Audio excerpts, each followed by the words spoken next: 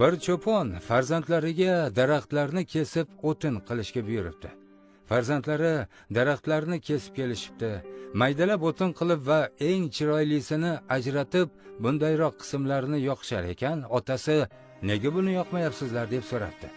Shunda o'g'illar bundan boshqa narsa yasamoqchi emas.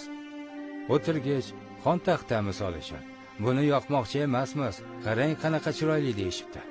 Shunda cho'pon Alloh taolo o'tinni chiroylisi, yaxshisiniki olovdan saqlabdi ekan, insonni yaxshisini nega do'zax azobida kuydirsin deb qo'shib qo'yibdi.